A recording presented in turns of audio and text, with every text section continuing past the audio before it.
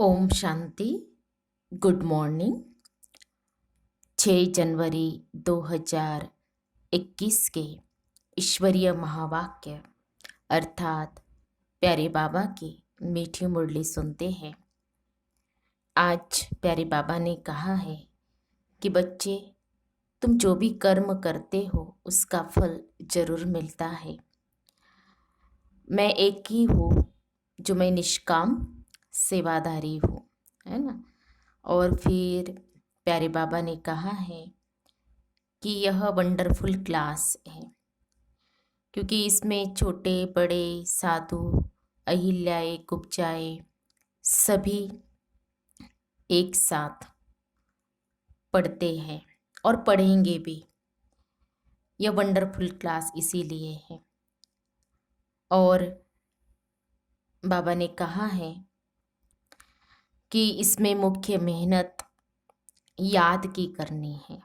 जैसे होता है ना, क्लास स्कूल कॉलेज में कोई सब्जेक्ट डिफ़िकल्ट होता है तो बाबा ने भी हम बच्चों को 4 सब्जेक्ट दिए हैं: ईश्वरीय ज्ञान, सहज योग, राजयोग और फिर दिव्य गुणों की धारणा और ईश्वरीय सेवा। तो उसमें बाबा ने कहा है कि मुख्य जो मेहनत है याद में करनी है, क्योंकि याद से आत्मा और शरीर दोनों ही नेचर की ओर हो जाते हैं। तो बाबा ने कहा है कि यही मेहनत तुम्हें करनी है। तो सुनते हैं प्यारे बाबा के मधुर महावाक्य, ईश्वरीय महावाक्य।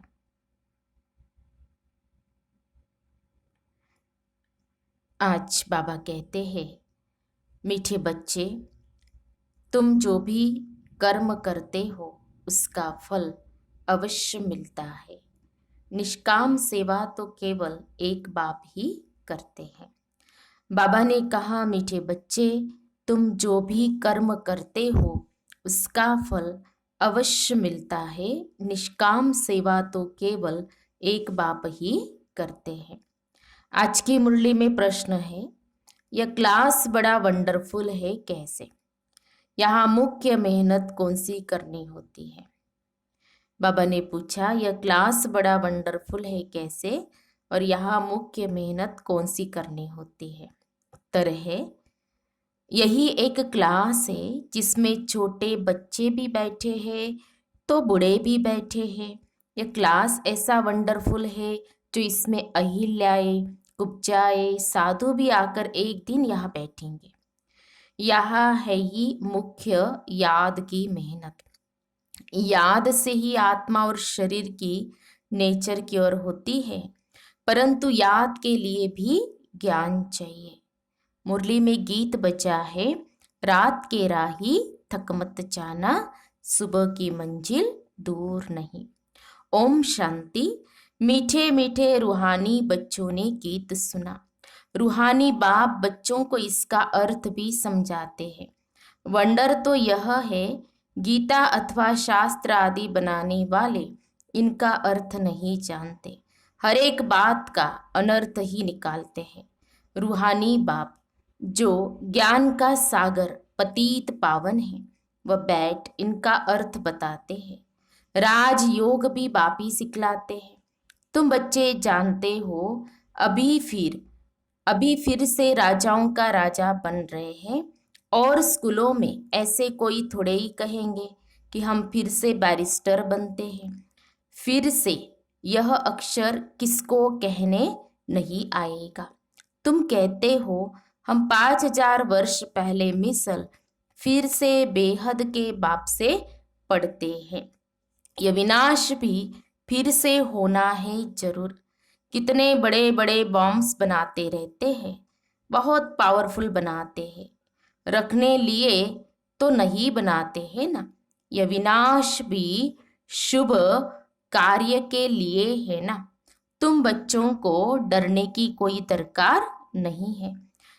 यह है कल्याणकारी लड़ाई। बाप आते ही है कल्याण के लिए, कहते भी है बाप आकर ब्रह्मा द्वारा स्थापना, शंकर द्वारा विनाश का कर्तव्य कराते हैं। सो यह बॉम्ब्स आदि है ये विनाश के लिए, इनसे जास्ती और तो कोई चीज है नहीं। साथ साथ नेचुरल कैलामिटीज भी होती है, उनको कोई ईश्वरीय कैलामिटीज नहीं कहेंगे। यह कुदरती आपदाएं ड्रामा में नोंद है। यह कोई नई बात नहीं, कितने बड़े बड़े बॉम्ब्स बनाते रहते हैं, कहते हैं हम शहरों के शहर खत्म कर देंगे। अभी जो जापान की लड़ाई में बॉम्ब्स चलाए ये तो बहुत छोटे थे, सबसे पहला बॉम्ब। तो अभी तो बड़े बड़े बॉम्ब्स बनाए हैं, जब जास्ती मुसीबत में पड़ते हैं, सहन नहीं कर सकते हैं, तो फिर बॉम्ब्स शुरू कर लेते हैं। कितना नुकसान होगा।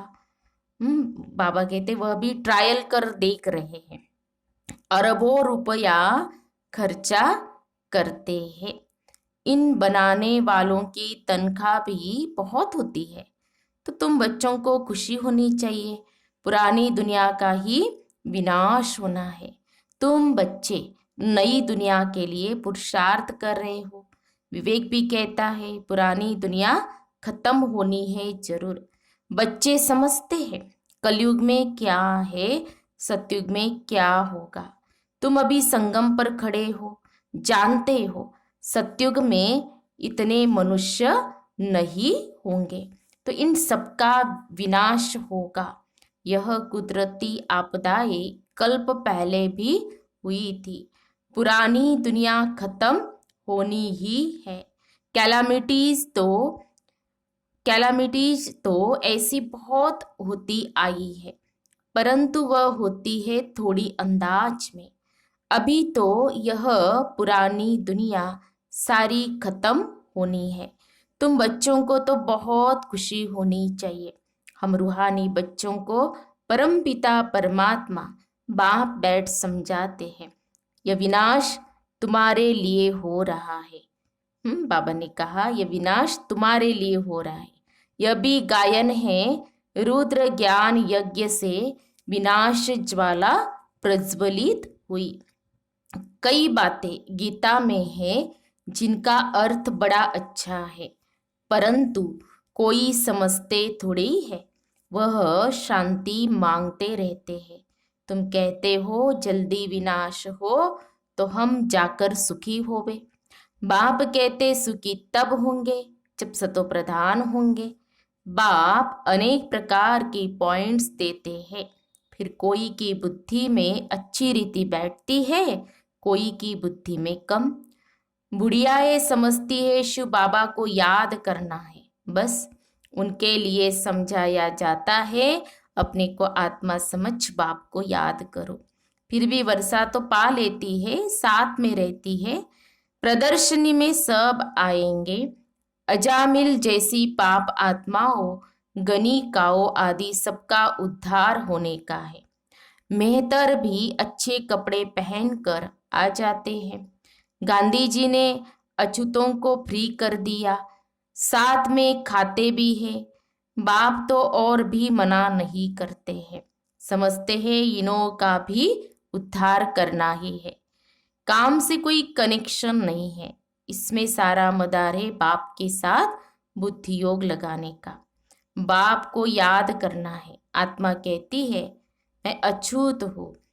अब हम समझते हैं हम सतो प्रधान देवी देवता थे, फिर पुनर्जन्म लेते लेते अंत में आकर पतित बने हैं।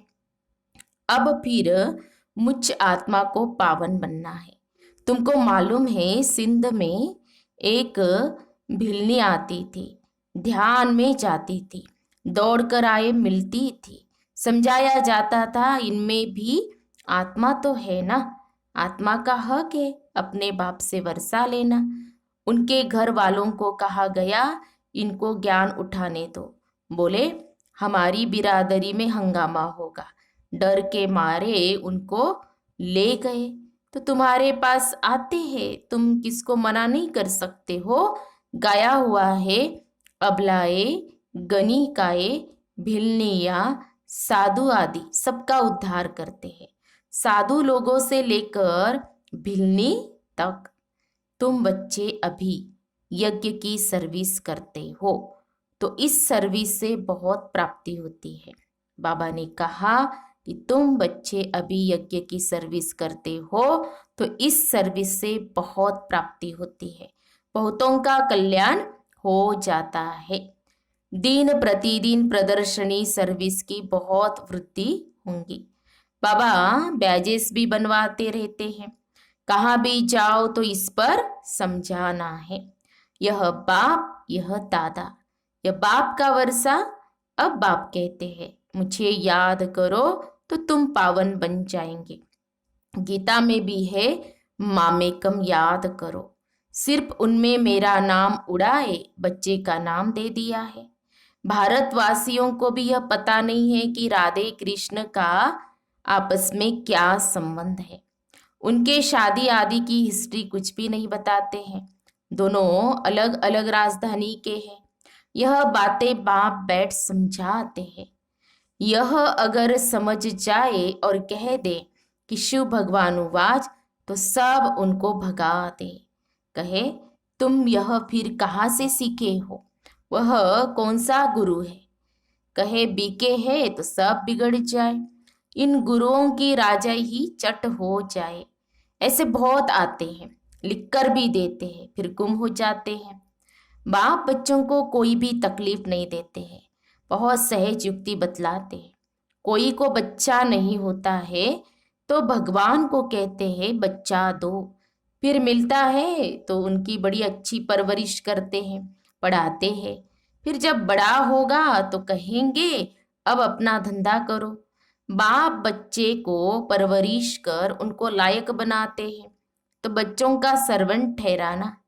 यह बाप तो बच्चों की सेवा कर साथ ले जाते हैं।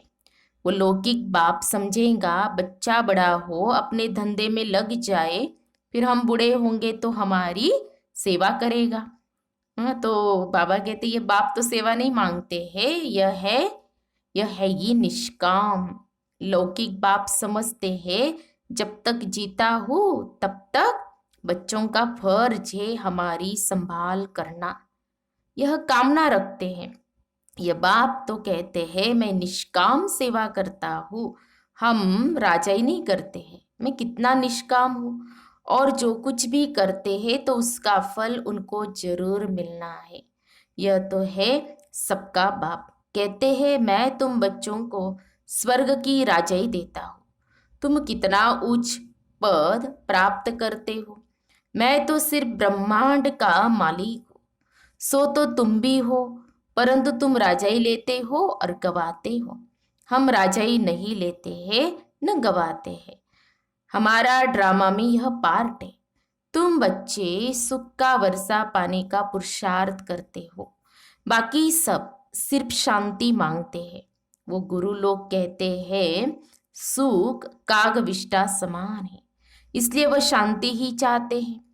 वह यह नॉलेज उठा न सके, उनको सुख का पता ही नहीं है।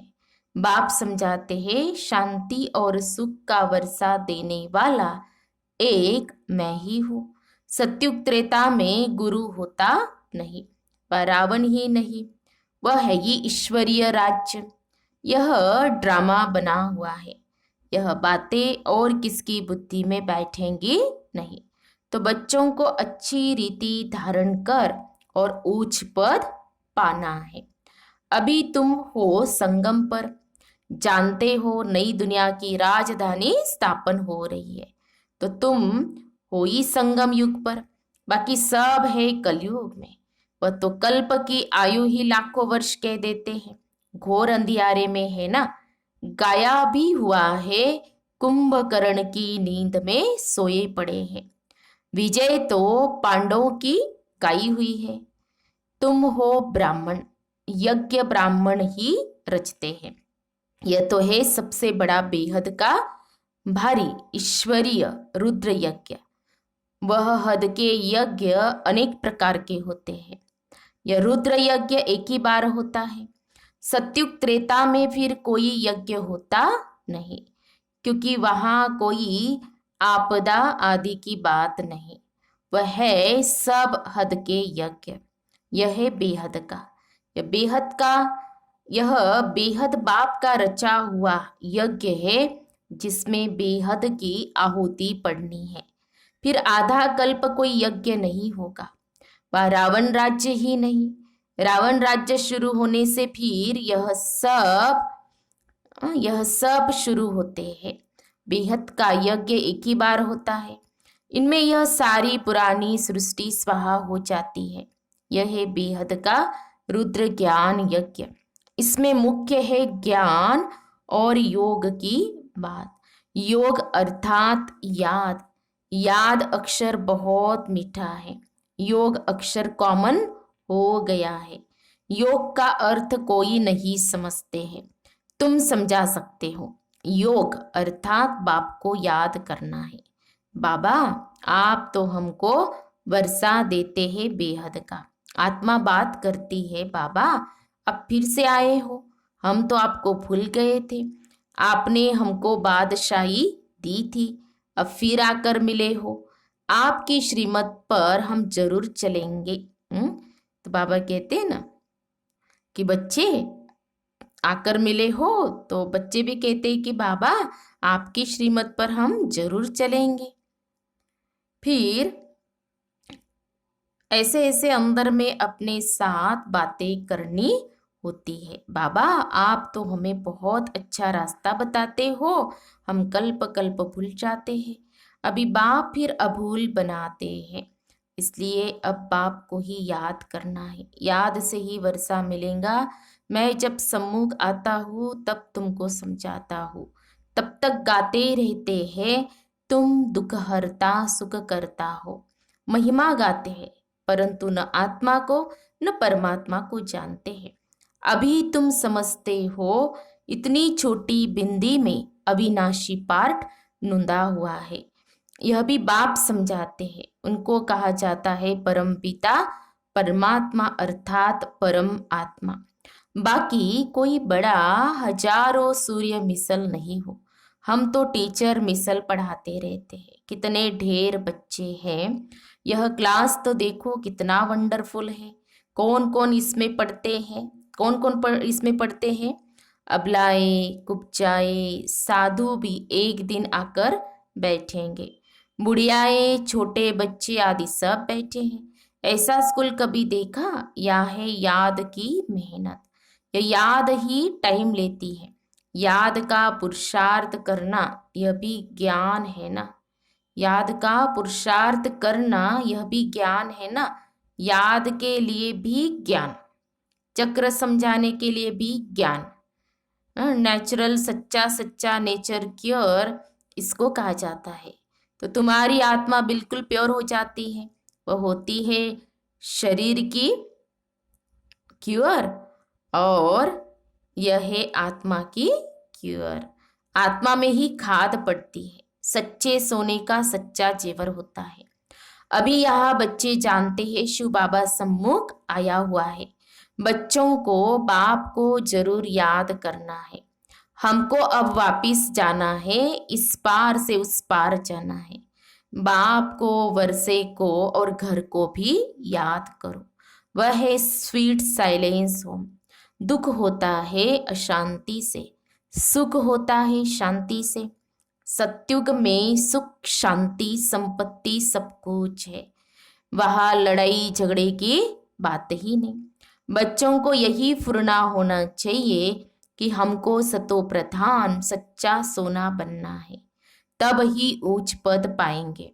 यह रूहानी भोजन मिलता है, उसको फिर बाबा कहते उगारना चाहिए। आज कौन सी मुख्य पॉइंट्स सुनी, यह भी समझाया। यात्राएं दो होती है, रूहानी और जिस्मानी। यह रूहानी यात्रा ही काम आएगी। भगवानुवाच मन मना भव। लास्ट में बाबा ने यही कहा कि मन मना भव। अच्छा, मीठे मीठे सिखी लदे बच्चों प्रति मात पिता बाप दादा का याद प्यार और गुड मॉर्निंग। रूहानी बाप की रूहानी बच्चों को नमस्ते। हम रूहानी बच्चों की रूहानी बाप दादा को याद प्यार और नमस्ते नमस्ते। ओम शांति, ओम शांति, ओम शांति। गुड मॉर्निंग बाबा। शुक्रिया बाबा, थैंक्स बाबा। धारणा के लिए मुख्य सार। आज की मुरली का सार 2 पॉइंट में। पहली पॉइंट, यह विनाश भी शुभ कार्य के लिए है, इसलिए डरना नहीं है। कल्याणकारी बाप सदा कल्याण का ही कार्य कराते हैं, इस स्मृति से सदा खुशी में रहना है।